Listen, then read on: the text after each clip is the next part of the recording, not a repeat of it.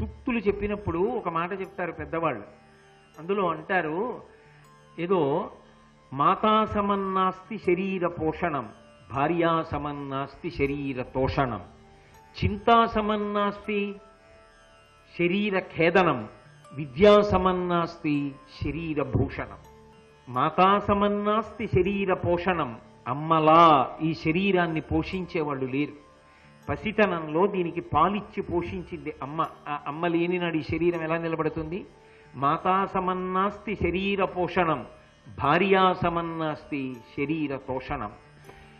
ప్రేమతో అన్నం పెట్టడం వరకే కాదు, అసలు ఇంటికి వెళ్ళేటప్పటికీ ఆవిడ ఎదురొచ్చి, రండి వచ్చారా, ఎంత ఆలస్యమైపోయిందో అని తాపత్రయపడి వడ్డిస్తుందే. ఆమె లేనినాడు అందరూ తలుపులేసుకు పడుకుంటే పెద్ద ఆయన రాలేదు, వచ్చేదో తింటారు లేని ఆ పలహారం చేసే బల్ల మీద పెట్టి మూత పెట్టేసి కొడుకు కోళ్ళు అందరూ పడుకుండిపోతే, తాను ఇంటికి వెళ్ళిన తరువాత ఆ పిలిచే మనిషి లేదనుకోండి, లోపలికి వెళ్ళి ఆ బల్ల మీద ఉన్న పళ్ళెని తీసి కూర్చుని పలహారం చేద్దాం అనుకున్న నాడు ఆమె ప్రేమ జ్ఞాపకానికి వచ్చిన తరువాత పురుషుడికి భోగమే ఉంది, జీవితమే ఉందండి. ఆమె లేనినాడు శరీరానికి సుఖమే ఉంది. ఆ ఒక్క మాట చాలా, అది దాటి నేను మాట్లాడకూడదు. కాబట్టి నీవే కదా నాకు కిలేప్సితంబుల కవగతంబులు నర్చు కల్పతరువు, నీవే కదా నాకు నిత్య సత్య యశంబు దరిచేర్చుచుండెడి ధైర్యలక్ష్మి. నేను ఒక లక్ష్యాన్ని పెట్టుకుని జీవితంలో పరమ పవిత్రంగా బ్రతకాలని బ్రతుకుతూ ఉంటే, కావాలని అసూయ పెట్టుకుని నన్ను ఇబ్బంది పెట్టాలని ఎవరో ప్రయత్నించినా, నా జీవితంలో ఉద్ధాన పతనాలు వచ్చినా, నేను ఒక్కొక్కసారి చతికిల పడిపోయినా, ఎందుకండి బెంగ పెట్టుకుంటారు అని భుజం తట్టి నన్ను పైకి లేపి నడిపించిన ధైర్యలక్ష్మి నువ్వు కాదు? నీవే కదా ఘోర దావానలము నుండి మమ్ము రక్షించిన మానవతివి. చంద్రమతి రక్షించింది ఒకప్పుడు ఘోర దావానలం నుంచి. అలాగే నీవే కదా మౌని రుణబాధ తొలగించి పరువు నిల్పిన ఎట్టి భవ్యమతివి. నేను యథార్థంగా చెప్తున్నా, ఈ దేశంలో పిల్లలు బాగా చదువుకుంటున్నారంటే మెళ్ళో బంగారం తీసి బెంగ పెట్టుకోకండి, తాకట్టు పెట్టి పిల్లాన్ని చదివించండి అని చదివించినటువంటి తల్లులు ఎంతమంది లేరు? భర్తకి అనారోగ్యం చేస్తే మెళ్ళో ఉన్నటువంటి నగలు తీసి కుదువ పెట్టి భర్తకి శస్త్రచికిత్సలు చేయించిన తల్లులు ఎంతమంది లేరు? భర్తకి అనారోగ్యం చేస్తే తన అందం చెడిపోతుంది, తాను అసహ్యంగా అయిపోతానని తెలిసి కూడా అలాంటి మొక్కచ్చా మొక్కకూడదా అని కూడా ఆలోచించకుండా ఏడుకొండల వాడికి తలనీలాలు కూడా ఇచ్చేసి బోడుగుండుకి గుడ్డగట్టుకు తిరిగినటువంటి ఉత్తమరాళ్ళైన ఇళ్ళాళ్ళు ఆర్తి కలిగిన వాళ్ళు ఎంతమంది లేరు? అలా నిజానికి పురుషుడు చెయ్యగలడా? ఏమో చేసే మహాత్ములు ఉండవచ్చు, నేను కాదని ఎందుకు సిద్ధాంతం చేయాలి? అంత గొప్పదే భార్య అంటే, ఆమెని అంత తృణప్రాయంగా ఎలా మాట్లాడగలుగుతున్నావు? చటుక్కుని ఆమెకి విడాకులన్న మాట ఎలా అనగలుగుతున్నావు? ఆమె ఎందు ఏ బలహీనత ఉందో అది కదా నువ్వు ప్రేమించడానికి కారణం కావాలి. నా కడుపున పుట్టిన బిడ్డల్లో ఒకళ్ళకి ఏదైనా చాలా తీవ్రమైన అనారోగ్యం ఉందనుకోండి, అయ్యో బలహీనుడు అని నేను అందుకు కదా ప్రేమిస్తాను. అయినప్పుడు అయ్యో పాపం అమాయకురాలు, దీనికి బలహీనత ఉందని కదా నేను ప్రేమించాలి. ద్వేషించడానికి ఎందుకు కారణం అది అవ్వాలి? నీ భార్యనే నువ్వు గౌరవించలేని నాడు, నీ భార్యనే నువ్వు ప్రేమించలేని నాడు, నీ భార్య పట్ల ఆ గౌరవం లేని నాడు నువ్వు ఎవరిని గౌరవించగలవు? సమాజంలో ఎలా గౌరవిస్తావు? అదొక్కటి అర్థం చేసుకుని నువ్వు సమన్వయం చేసుకుని నీ పొదివిట చేర్చుకోలేని నాడు నువ్వు ఎవరి లోపాన్ని ఒప్పుకొని నీతో కలిపి చేర్చుకుంటావు? నీతో నేను యామని నమ్మి స్నేహం చేయను, నీ నీడలో నిలబడ్డం నాకు సాధ్యం కాదు. కాబట్టి భార్యామూలమిదం గృహం, ఇంతకన్నా ఏం చెప్పాలండి? సమస్త కావ్య పురాణములలో వాళ్ళ గౌరవం గురించి మాట్లాడాలి. అది ఈ జాతి గొప్పతనం. భార్య అంటే ఈసడించమని ఏ శాస్త్రంలో చెప్పాల, అంత గౌరవించారు. పరమేశ్వరుడంతటి వాడు దేహార్థ భాగం ఇచ్చాడు, బ్రహ్మగారంతటి వాడు నాలుక మీద పెట్టుకున్నాడు, విష్ణు అంతటి వాడు గుండెల మీద పెట్టుకున్నాడు, నేనెంతటి వాడిని కాదని చెప్పడానికి. కాబట్టి ఏలినవాని దైవము ఆలిని బంధువులను, బంధువులు అంటే అది మన అనుబంధంతో కూడుకున్నది కాదు, భగవంతుడిచ్చిన అనుబంధం. ఇందులో ఒక చమత్కారం ఉంటుంది. పుట్టుకతో కొన్ని బంధాలు వస్తాయి, తర్వాత కొన్ని బంధాలు కలుస్తాయి. వీటిని జార్చుకోకుండా నిలబెట్టుకోవడం నీకు రావాలి. దేనితో ఎలా ఉండాలో ఆ మర్యాద నీకు తెలియాలి. అనుబంధం ఏర్పడడం గొప్ప కాదు, బంధుత్వం ఏర్పడడం గొప్ప కాదు, బంధుత్వాన్ని గౌరవించడం గొప్పది. నా తండ్రి గౌరవించాలి, నా తల్లి గౌరవించాలి, నా తల్లికి అక్కగారు గౌరవించాలి, నా తల్లికి చెల్లెలు పినతల్లి గౌరవించాలి.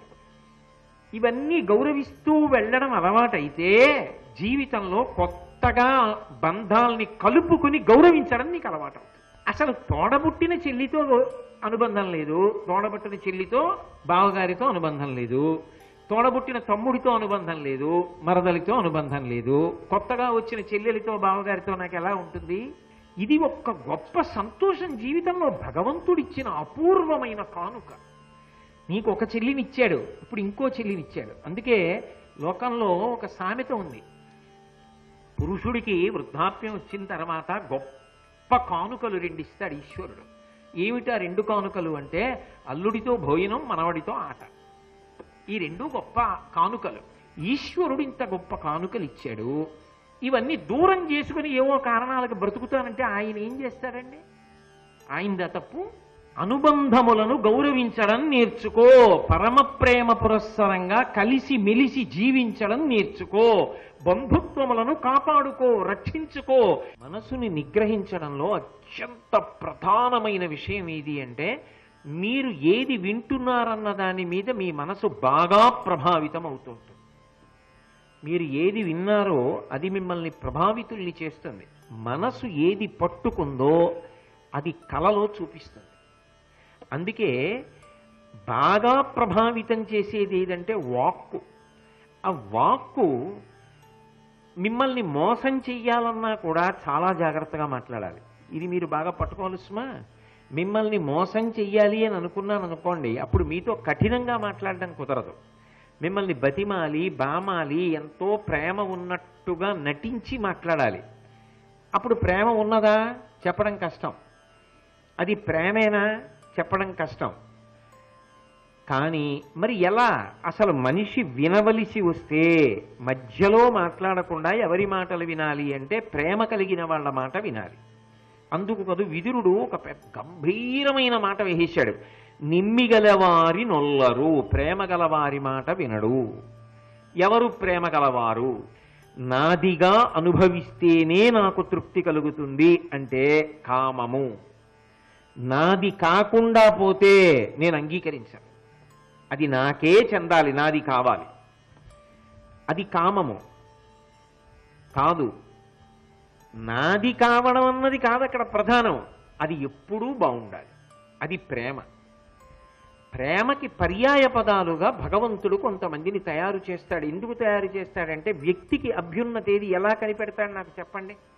ఓ 25 సంవత్సరాలు వస్తే తప్ప పరిణితి రాదు. ఎవరు ప్రేమ కలిగిన వారు ఎవరు ప్రేమ లేని వారు ఎలా పట్టుకుంటాడు? ఈలోగా కొంప మునిగిపోయిందిగా. ఎవరో ఒకడు వచ్చి చెప్పేసిన మాటలకి జీవితం పాడైపోయిందిగా. మరి ప్రేమ కలిగిన వారు వీళ్ళు అని నిశ్చయం చేసుకోవడం ఎలా అంటే, భగవంతుని యొక్క రూపములు భూమి మీద తిరుగుతాయి. భగవంతుడే భూమి మీద తిరుగుతాడు. అది ఏ రూపాలలో తిరుగుతాడో వేదం చెప్పింది. మాతృదేవో భవ, అమ్మ భగవతి అయి ఉన్నది, భగవతి అమ్మగా తిరుగుతున్నది, అమ్మవారే అమ్మగా తిరుగుతున్నది. అందుకే అమ్మ ప్రేమకు పరాకాష్ఠ. ఈ లోకమునందు ప్రేమకు ఎవరు మారు పేరు అంటే అమ్మ. అందులో ఎంత తెలుసు అన్న మాట ఉండదు. బిడ్డ హితానికి ఎంత మంచి మాట అయినా అమ్మ చెప్పగలదు. అందుకే అమ్మ మాట వినాలి. ఒక పరిణతికి చేరిపోయేంత వరకు ఎంత అమాయకురాలైనా అమ్మ మంచి మాటలే చెప్తుంది. నువ్వు ఒక స్థితికి వెళ్ళాక అప్పుడు అమ్మ అమాయకురాలు, ఇక ఈ స్థితిలో అమ్మ నాకు చెప్పగలిగినంత ప్రజ్ఞావంతురాలు కాదు అనుకుంటే అప్పుడు నువ్వు ఎవరిని ఆశ్రయించి తెలుసుకోవాలో నీకు పరిణతి కలుగుతుంది. పాపం అమ్మ అమాయకురాలు, ఇంత పెద్ద విషయంలో అమ్మ సలహా చెప్పలేదు అనుకుంటే ఎవరి మాట వినొచ్చో నీకు తెలుసు. అందుకే మొదటిది అమ్మ, రెండవది ఎవరు? నాన్న. మాతృదేవో భవ పితృదేవో భవ. తండ్రి దైవంతో సమానం. దైవంతో సమానం ఏమిటి? దైవం. అందుకే యజుర్వేదాంతర్గతమైనటువంటి రుద్రాధ్యాయంలో అష్టమానువాకంలో ఒక మంత్రం చెప్తారు. నమః సోమాయ చ రుద్రాయ చ నమస్తామ్రాయ చ అరుణాయ చ నమః శంగాయ చ పశుపతయే చ నమః ఉగ్రాయ చ భీమాయ చ నమో అగ్రే వధాయ చ దూరే వధాయ చ నమో హంత్రే చ హనీయసే చ నమో వృక్షేభ్యో హరికేశేభ్యో నమస్తారాయ నమః శంభవే చ మయోభవే చ నమః శంకరాయ చ మయస్కరాయ చ నమః శివాయ చ శివతరాయ చ అని నమః శంకరాయ చ అంటారు. అందులో శంకరునకు నమస్కరించుచున్నాను. ఎవరు శంకరుడు? శంకరోతీతి శంకర. పరమశివుడే తండ్రి రూపంలో భూమి మీద తిరుగుతుంటాడు. తనవన్నీ ఇచ్చేసైన కొడుకుని కాపాడుకోవాలని నిరంతరము కోరుకుంటుంటాడు. అందుకే శివుడు తండ్రిగా వస్తాడు. కాబట్టి తండ్రి మాట విను. తర్వాత ఏ ప్రతిఫలాన్ని ఆశించకుండా కేవలము శిష్యహితయోద్యత సతతం, నా శిష్యులు వృద్ధిలోకి రావాలి, నా శిష్యుల జీవితం పండాలి అని తన ఊపిరిని వ్యయం చేసి తన ఆయుర్దాయాన్ని తగ్గించేసుకునేవాడు ఎవరంటే గురువు. గురువు ఏ ప్రతిఫలాన్ని ఆశించడు. ఏ ప్రతిఫలాన్ని ఆశించకుండా గురువు ప్రవర్తిస్తాడు కనుక గురువు ప్రేమైకమూర్తి. కాబట్టి జీవితంలో గమనించవలసిన విషయం ఏమిటి అంటే, ఒక వయస్సులో మనం అసలు ఎవరి మాట వినాలి అనేటటువంటిది మనకి తెలియని పరిస్థితుల్లో మనం ఎవరి వైపో ఆకర్షణ పొంది పాడైపోకుండా భగవంతుడే మన కొరకు ఎప్పుడూ మన దగ్గర ఉండేవాళ్ళు, మనని ప్రేమతో ఒడిసి పట్టేవాళ్ళని ముగ్గురిని సిద్ధం చేశాడు. కన్న తల్లి, తండ్రి, వీళ్ళిద్దరూ కలిపి చూపిస్తారు గురువు. అనేక సందర్భాల్లో తల్లి తండ్రే గురువుగా ఉంటారు. అందులో దోషం కూడా ఏం లేదు. ఒక పరిణతి వచ్చింది. ఒక పరిణతి వచ్చిన తరువాత కూడా నువ్వు నిష్కారణమైన ఆకర్షణలకు లోనైపోతే జీవితం సర్వనాశనం అయిపోతుంది. శాశ్వతమైనటువంటి అపకీర్తిని మూట కట్టేసుకుంటాడు. అలా నువ్వు ఆకర్షణల వైపుకి వెళ్ళిపోకుండా ఉండాలి. అంటే నువ్వు ఎప్పుడూ కూడా నీకు హితం చెప్పగలిగిన వాళ్ళు, సమాజంలో చాలా గొప్ప పేరు తెచ్చుకున్న వాళ్ళు, సమాజ హితాన్ని ఆకాంక్షించి ప్రవర్తించినటువంటి వారిని, కీర్తి ప్రతిష్టలు సంపాదించుకున్న వాళ్ళు ఎవరున్నారో వాళ్ళ మధ్యలో ఉండాలి ఇప్పుడు. అంటే చూడండి, దొంగతనానికి వెళ్ళేవాడు ఒంటికి నువ్వుల నూనె రాసుకుంటాడు, లేకపోతే ఆమదం రాసుకుంటాడు, ఎందుకంటే చటుక్కున పట్టుకున్నా జారిపోవడానికి. అలా సమాజంలో చటుక్కున ఎవరినీడో నీ మీద పడి నువ్వు ఆకర్షణకి వశపడకుండా ఉండాలి అంటే నీకు నువ్వు ఒక నిరోధక శక్తిని కల్పించుకోవాలి. అది ఎలా కల్పించుకోవాలి అంటే పెద్దలైన వారి మధ్యలో ఉండాలి. ఇప్పుడు ఎలా కుదురుతుంది? పెద్దలైన వారి మధ్య ఎలా ఉంటావు? నేను కార్యాలయానికి ఎడతాను, అక్కడ ఒక మర్యాద ఉంటుంది, ఒక క్రమశిక్షణ ఉంటుంది. ఏమండి నన్ను ఎవరన్నా పాడి చేసేస్తారేమో, అందుకని నా చుట్టూ నలుగురు పెద్దవాళ్ళని పెట్టుకుంటానండి, వాళ్ళు నాకు హితం చెప్తుంటారండి అంటే కుదురుతుందా? కుదరదు.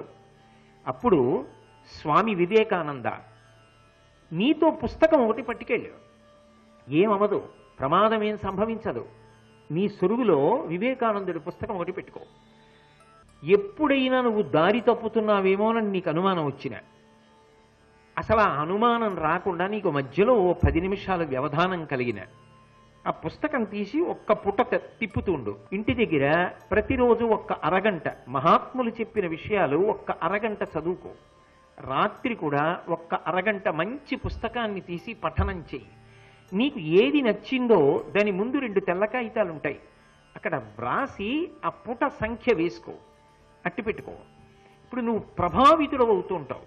మీకు కొన్నాళ్ళకి తెలిసిపోతుంది ఎవరి మాటలు వింటున్నప్పుడు మీ మనసు విశాలమవుతోంది, ఎవరి మాటలు వింటున్నప్పుడు మీ మనసు ప్రశాంతంగా ఉంటుంది. మీరు ఒక మెట్టు పైకి ఎక్కగలుగుతున్నారు, మీకు పరిణతి కలుగుతోందో వారి మధ్యలో మీరున్నట్టే. ప్రతిరోజు కాసేపు పుస్తకాన్ని చదవడం లేదా మంచి మాటలు వినడం మీకు అవకాశం ఉందనుకోండి, అటువంటి మంచి మాటలు ఎక్కడ వినపడుతున్నాయో అక్కడికి వెళ్ళి కొంతసేపు కూర్చుని బహుశ్రద్ధగా ఆ మాటలను వినడం, మనసుకి పట్టించుకుని వాటిని లోపల తిప్పుకుంటూ ఉండడం చేస్తున్నారనుకోండి, ఎప్పుడూ జాగ్రత్తగా ఉంటారు. ఎందుకో తెలుసా? మనసు అనేటటువంటిది ఎప్పుడైనా సరే లాగకూడని విషయం వైపు జీవితంలో ఒక్కసారి లాగిందనుకోండి, ఒక్కొక్క పొరపాటు ఒక్కసారేనండి చేశాను అంటే అది జీవితంలో క్షమార్హమైన పొరపాటు అయ్యేది కాదు.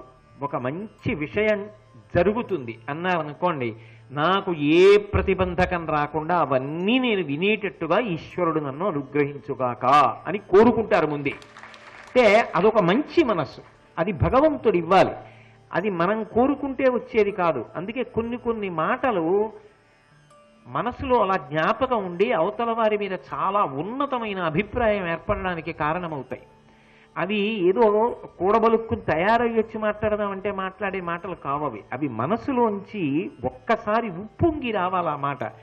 అది ఎంతో సంతోషంగా ఉంటుంది. వీళ్ళు ఎదిగిన శిష్యులు, వీళ్ళకి ప్రాజ్ఞత ఏర్పడింది అని ఇన్ని వేల గంటలు నేను కష్టపడినందుకు ఒకళ్ళు అలా తయారయ్యారు అని ఎంత సంతోషానికో కారణమవుతుంది. కాబట్టి అది మనసుకి అలవాటైందనుకోండి, అది మీ పనుల మీద ప్రభావం చూపిస్తుంది. కానీ ఇందులో ఒక లక్షణం ఉంది, వినడం ఒక్కటే ప్రధానం కాకూడదు, అది ఆచరణాత్మకం కావాలి. శుచీంద్రంలో ధర్మరాజు గారి విగ్రహం ఉంటుంది, మీరు చెవిలో చీపురు పొల్లు ఎట్టారనుకోండి ఇట్టించి వస్తుంది. ఎందుకంటే అలా ఉంటుందంటే ధర్మరాజు గారి విగ్రహానికి చెవిలో చీపురు పిల్లలు ఎట్టండి అంటారు. శుచీంద్రం వెళ్తే ధర్మరాజు గారి చెవిలో నేను ఎందుకంటే చీపురు పిల్లలు ఎట్టడం అంటే కాదు కాదు పెట్టండి అంటారు. పెడితే ఇటు నుంచి చీపురు పుల్ల అటు వచ్చేస్తుంది, తీసేయమంటారు. ఏమర్థమైంది మీకని అడుగుతారు. ఏమర్థమైంది అంటే పొల్లు మాట అయితే వదిలేయి, పనికొచ్చేదైతే ఇట్నుంచి ఇటు వెళ్ళకూడదు, ఇట్నుంచి ఇటు వెళ్ళిపోవాలి, గుండెల్లోకి వెళ్ళిపోయి ఆచరణాత్మకం కావాలి. అది ధర్మరాజు అంటే. అలా తయారవు అంటారు. కాబట్టి ఇది 2 మెట్లు. ఆ మెట్లు ఎక్కడం అలవాటైందనుకోండి, ఆఖరి శ్వాస వరకు జీవితం భద్రంగా ఉంటుంది. అదే కీర్తికి కారణమవుతుంది. స్వర్గలోక నివాసం మనిషికి ఎంతకాలం ఇస్తారంటే, ఆయన పేరు ఈ లోకంలో ఎంతకాలం వినపడుతుందో, ఎంతకాలము కీర్తిని పొంది ఉంటాడో అంతకాలము స్వర్గలోకవాసానికి అర్హుణ్ణి చేస్తారు. కాబట్టి మనిషి కీర్తిని సంపాదించాలి ప్రయత్నపూర్వకంగా. యశమునం ధనురక్తియు ప్రకృతి సిద్ధగుణంబులు సజ్జనాళికిన్నంటాడు భర్తృహరి. ఒక కీర్తి రావాలి అంటే అది ఒక రాత్రికి రాత్రి వచ్చేది కాదు. అసిధారావ్రతం. జీవితంలో కష్టపడాలి, బాగా ఆచరించాలి, బాగా పట్టుకోవాలి. ఇది కూడకూడని వారితో కూడారనుకోండి, చెప్పడం గొప్ప కాదు, ఏది లోకమునకు సారవంతమైన మాటో అటువంటి మాట చెప్పగలగాలి. దానికి మనం వెతుక్కోక్కర్లేదు కొత్తగా. అందుకొరకే వ్యాసుడు భారతాన్నిస్తే, భాగవతాన్నిస్తే, వాల్మీకి మహర్షి రామాయణాన్ని ఇచ్చారు. మీరు ఎన్ని మంచి మాటలు చెప్దాం అనుకుంటున్నారో అన్ని మంచి మాటలు మంచి పుస్తకాల్లో ఉంటాయి. ఆ పుస్తకాన్ని ఆధారం చేసి చెప్పగలిగితే చాలు, దాన్ని చదువుకుని అర్థం చేసుకోగలిగితే చాలు. విదురు నీతి ఏం కావాలి? పాఠశాలలలో ఉపవాచకం కావాలి. విదురు నీతి అందరూ తెలుసుకోవాలి, అందరూ చదవాలి. కథ చాలా సౌకర్యం, నేర్చుకోవచ్చు. కానీ ఇటువంటివి జీవితంలో బాగా తెలుసుకుని అనుష్ఠాన పర్యంతంలోకి తెచ్చుకోవడమే మనిషి అభ్యున్నతికి హేతువై ఉంటుంది. నిమ్మిగలవారి నొల్లరు తమ్మొల్లని వారి వెనక తగులుదురు, అధికత్వం మెరిగి ఎరిగి తొడరుదురు, ఇమ్మెరుగని అట్టివార ఇభపురనాథ అని ధృతరాష్ట్రుడితో చెప్పి తరువాతి హితవాక్యాన్ని చెప్తున్నాడు. ధనమును, విద్యయు, వంశంబును దుర్మతులకు మదంబొనరించును, సజ్జనులైన వారి అడకువయును వినయము ఇవియ తెచ్చు ఉర్వీనాథ. ఎంత సారవంతమైన మాటలు, ఎంత గంభీరమైన మాటలు మాట్లాడతాడో విదురుడు. ధనమును, విద్యయు, వంశంబును దుర్మతులకు మదంబు ఒనరించును. ఇందులో 3 విషయాలు ప్రతిపాదన చేస్తున్నాడు విదురుడు. ఒకటి ధనము. అన్నిటికన్నా మదానికి మొదటి కారణం అదే. ధనము, విద్య, వంశము, ఈ 3 ఉన్నాయే, ఇవి గర్వం ఏర్పడడానికి చాలా తేలికైనటువంటి కారణాలు. ఎటువంటి వాడికి కూడా గర్వం ఏర్పడడానికి 3 కారణములై ఉంటాయి సాధారణంగా. కానీ ఎవరు వివేకవంతుడో అటువంటి వాడి విషయంలో మాత్రం ఇవే వినయమునకు, మంచి నడవడికి కారణమవుతాయి. ఇప్పుడు వస్తువు తప్ప, వస్తువుని పొందిన వాడి యొక్క మనసులో తప్ప, అంటే వస్తువునందు కాదు దోషం, ఆ వస్తువును పొందిన వాడి మనసులో దోషం ఉంది. ఆ మనసులో దోషం తొలగిందనుకోండి, వస్తువు మిమ్మల్ని పాడు చేయదు. ఇప్పుడు ఒక బ్లేడు పట్టుకెళ్ళి నాకు ఇచ్చారనుకోండి, ఇది బ్లేడు తెగిపోతుంది, ఎప్పుడైనా ఏదైనా అవసరం అయితే వాడుకుందామన్నా బ్లేడు తీసుకెళ్ళి ఎవరికి అందకుండా ఓ భద్రమైన చోట పెడతాను. అది పట్టుకెళ్ళి ఓ పసిపిల్లడికి ఇచ్చారనుకోండి, 5 నిమిషాల్లో వాడు ఒళ్ళు తెక్కోసుకుని నెత్తురంతా కార్చేసుకుంటాడు. బ్లేడుది తప్ప బ్లేడుది వాడుకోవడం రాని వ్యక్తి యొక్క పరిణతి ఎందు దోషమా అంటే పరిణతి దోషం. అవే ఆ మూడే ఒకడికి మరింత వినయాన్ని ఇస్తున్నాయి, ఒకడిని మరింత నాశనం చేసేస్తున్నాయి. అంటే నిన్ను నువ్వు సంస్కరించుకోవడం చేత కాకపోతే నిన్ను ఎత్తగలిగిన వస్తువు కూడా నిన్ను పాడు చేయడానికే పనికొస్తుంది. కాబట్టి ముందు నిన్ను నువ్వు సంస్కరించుకోవడం రావాలి. ఇందులో 2 సాధారణంగా పుట్టుకతోనే వచ్చే అవకాశం ఉంటుంది. ఒకటి సాధన చేత మాత్రమే వస్తుంది. నేను అన్న మాట మీరు బాగా పట్టుకున్నారు. ఒకటి ఖాయంగా పుట్టుకతో వస్తుంది, రెండవది పుట్టుకతో వచ్చే అవకాశం ఉంటుంది, మూడవది ఎట్టి పరిస్థితుల్లోనూ పుట్టుకతో వచ్చేది కాదు, సాధన చేత మాత్రమే వస్తుంది. అటువంటి వాటిని 3 వర్గీకరించాడు విదురుడు. మన ప్రమేయం లేకుండా మన పుట్టుకతో వచ్చేది ఒకటి ఉంటుంది. ఏదది? నేను ఎక్కడ పుట్టానో దానికి సంబంధించినటువంటి నేను పుట్టిన స్థానమునకు సంబంధించిన గౌరవము నా గౌరవం అయిపోతుంది. మా ముత్తాతగారు మహాధార్మికుడు, చాలా గొప్పవారు. మా తాతగారు అంతకన్నా గొప్పవారు, మహానుభావుడు. మా నాన్నగారు చాలా చాలా గొప్పవారు. నేను కావాలని మా నాన్నగారి కడుపున పుట్టాలని అర్జీ పెట్టుకుని వచ్చానా? అటువంటి ముత్తాతకి, అటువంటి తాతకి, అటువంటి తండ్రికి చెందినవాడిగా, మునిమనవడిగా, మనవడిగా, కొడుకుగా రావడం నాకు భగవంతుడు ఇచ్చిన అదృష్టం. అది పుట్టుకతో వచ్చేసింది నాకు. ఇప్పుడు అది నా గర్వమునకు కారణం కూడా కావచ్చు. అంత గొప్ప ఆయన కొడుకునండి నేను. మీరు లోకంలో చూడాలా, చాలా పెద్ద అధికారంలో ఉన్న వాళ్ళకన్నా వాళ్ళ బిడ్డలే తప్పులు చేస్తుంటారు, వాళ్ళ వల్ల వాళ్ళకి అమర్యాద వస్తుంటుంది. ఎందుకని అంటే మా నాన్నగారు అంత గొప్ప స్థానంలో ఉన్నప్పుడు నేను ఎంత జాగ్రత్తగా ఉండాలి. లేనినాడు మా నాన్నగారి గౌరవం పోతుంది కదా. ఆయన ఎంత కష్టపడి దాన్ని సంపాదించుకున్నదో నేను ఆయన గౌరవం నిలబెట్టద్దు, దానికి తగినట్టు నేను బ్రతకద్దు అనుకుంటే ఏం చేయదు. కానీ నేను ఆయన మనవణ్ణండి, నేను ఆయన కొడుకునండి అని విర్రవీగాడు అనుకోండి, ఆ విర్రవీగడం వల్ల వీడొక్కడు కాదు పతనమయ్యేది, వాళ్ళ గౌరవాలు కూడా సర్వనాశనం అయిపోతాయి. అందుకే వంశంబును, ధనము, విద్యయు, ఈ 3. ఇందులో వంశం పుట్టుకతో వస్తుంది. ఇక్కడ మీరు ఒక్క విషయాన్ని కొంచెం జాగ్రత్తగా ఆలోచన చేస్తే, అందులో నేను భాగస్వామిని, నేను దీనికి చెందినవాడను అని చెప్పడానికి నా అర్హత ఏమి? ఫలానా ఆయనకి నేను మునిమనవణ్ణి, ఫలానా ఆయనకి మనవణ్ణి, ఫలానా ఆయనకి కొడుకుని అని నేను చెప్పుకుని గర్వపడాలి అంటే నాకు ఏదో ఒక అర్హత ఉండాలి కదా. ఏ అర్హత వల్ల నేను అలా పుట్టగలిగాను అంటే నిర్ధారణగా చెప్పగలరా? అప్పుడు వినయము కలిగిన వాడైతే ఏమనాలంటే భగవంతుని యొక్క అనుగ్రహం అటువంటి తండ్రి కడుపున పుట్టేటట్టుగా చేసి ఆయన నెత్తురు నాలో ప్రవహించి అటువంటి వారిని సంతతము జ్ఞాపకం పెట్టుకోగలిగిన అదృష్టాన్ని నాకు ప్రసాదించాడు అనాలి. లేకపోతే రెండవ కోణం ఏమనాలి? నేను ఆయన కొడుకునండి విర్రవీగాలి. ఎక్కడ పుట్టింది అన్నది కాదు, ఒకవేళ నువ్వు పుట్టినది అంత గొప్ప స్థానం అయితే దాని గౌరవాన్ని నిలబెట్టాలని మరింత జాగ్రత్త పడడం నీకు చేత కానప్పుడు ఎక్కడ పుడితే మాత్రం ఆ గౌరవాన్ని నిలబెట్టగలవు నువ్వు? జాగ్రత్త పడడం నీకు అలవాటైతే నువ్వు ఎక్కడ పుడితే మాత్రం అది బురదైనా కూడా దానికి గౌరవం తేగలవు. తామర పువ్వుకి ఒక పేరుంది పంకజ అని. పంకజాసన పద్మలోచన పూజితాంఘ్రి సరోరుహం అని అంటాం కదా కాలభైరవాష్టకం చేసినప్పుడు. పంకజాసన అంటే పంకము అంటే బురద, జ అంటే అందుండి పుట్టినది తామర పువ్వు, ఆసన అంటే దానిని ఆసనముగా కలిగినవాడు చిత్రముఖ బ్రహ్మగారు. బురద నుండి పుట్టినది అని దానికి పేరు. బురద నుండి పుట్టినది అనగానే అవతల పడేస్తున్నావా? కాదు, ఏ బురదలో పుడితేనే అద్భుతం ఇది అని తీసి కళ్ళకద్దుకుని పట్టుకెళ్ళి భగవంతుడి పాదాల మీద పెడుతున్నావా? ఎక్కడ పుట్టినా అది ఎంత హేయమైన ప్రదేశమైనా దానికి గౌరవం తీసుకొచ్చింది తామర పువ్వు. మొగలి పువ్వైనా అహంకారముతో ప్రవర్తించింది కాబట్టి శివ పూజకి అనర్హమైంది. దాని వలన మొగలి అన్న పేరెత్తగానే ఏమంటారు? శివ పూజకి ఇది పనికిరాదు కదండి, ఎందుకండి శివుడంటే అంత గొప్పవాడు కదా, ఎవరి జోలికి వెళ్ళడు కదా, ఓ పువ్వుని ఎందుకండి శపించాడైనా అని అడుగుతారా?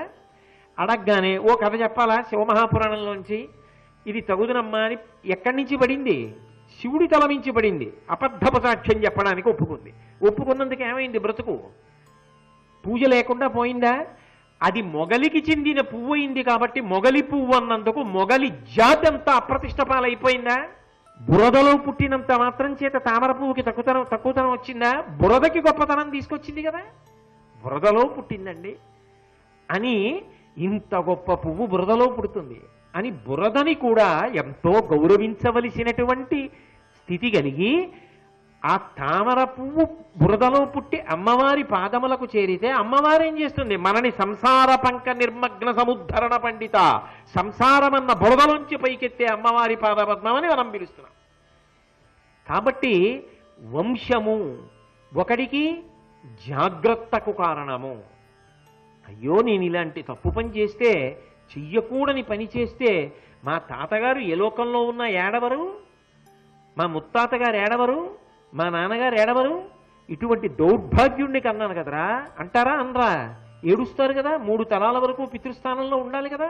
ఒక గొప్ప వంశంలో పుట్టడం గర్వించడానికి కారణం కాకూడదు, భయపడడానికి కారణం కావాలి. భయం అంటే ఏ భయం? ఆరోగ్యవంతమైన భయం అయి ఉండాలి. శ్రీ ఉమామహేశ్వర పరబ్రహ్మార్పణమస్తు. స్వస్తి.